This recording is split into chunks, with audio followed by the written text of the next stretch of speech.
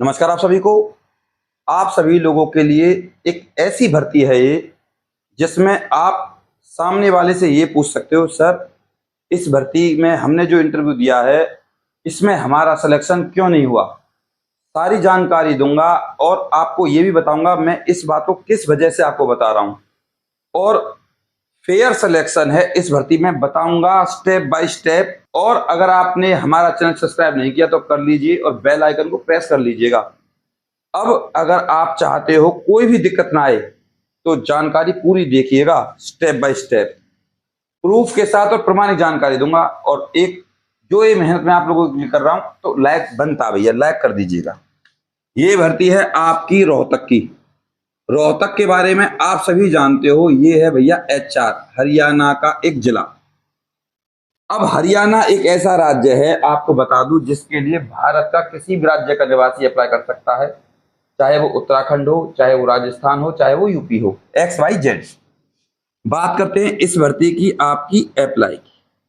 इस भर्ती की अप्लाई है फिलहाल 13/8/2026 और लास्ट डेट है इस भर्ती की 3/9/2026। अभी बताया इस भर्ती के लिए ऑल इंडिया मेल और फीमेल, महिला और पुरुष दोनों अप्लाई कर सकते हैं। इस भर्ती की बात करें हम, सैलरी भी बताऊंगा स्टेप बाय स्टेप।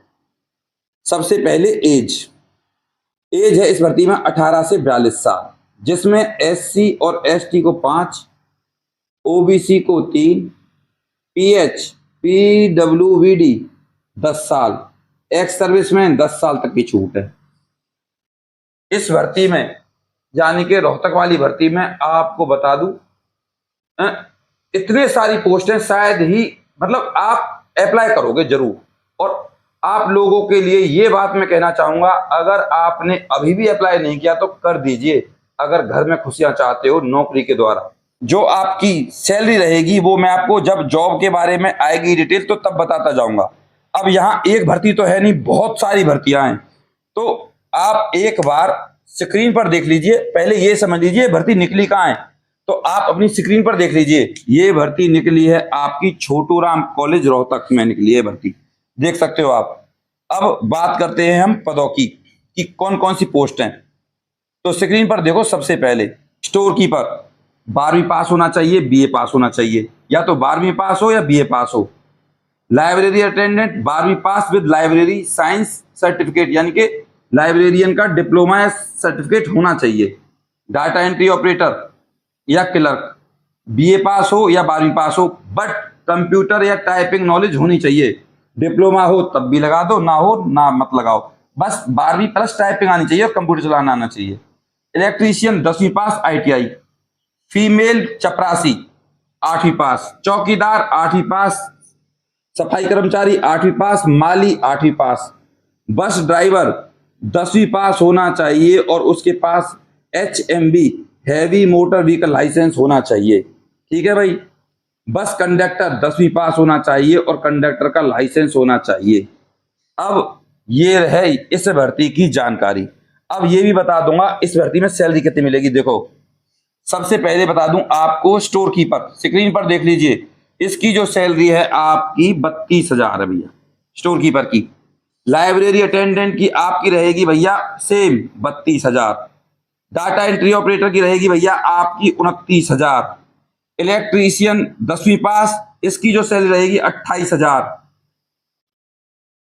अब बात करते हैं फीमेल PN की 8वीं पास, चौकीदार स्वीपर माली 8वीं पास, इनकी सैलरी रहेगी भैया आपकी 26,000। ये सैलरी डिसाइड की गई है सरकार द्वारा। अब सरकार देगी आपको सैलरी। इसके बाद इतना मैंने आपको बता दिया। अब बात करते हैं इस भर्ती में डॉक्यूमेंट्स की। और अगर आपको फॉर्म भरना नहीं आता तो हमसे संपर्क कर लीजिएगा, व्हाट्सएप नंबर हम आपको दे देंगे। पहले आप इस भर्ती के लिए डॉक्यूमेंट्स देख लीजिए स्क्रीन पर। आधार card, domicile, 10th 12th BA या जिस पोस्ट के अकॉर्डिंग आपको फॉर्म भरना है। अगर आपको क्लर्क वगैरह का, चपरासी वगैरह का किसी प्राइवेट स्कूल से एक्सपीरियंस है तो लगा देना, नहीं है तब भी अप्लाई कर सकते हो। Driving licence, discharge book copy, ये आपके डॉक्यूमेंट्स लगेंगे भैया। इसके अलावा बात करें इस भर्ती के एड्रेस की तो स्क्रीन पर देख लीजिए।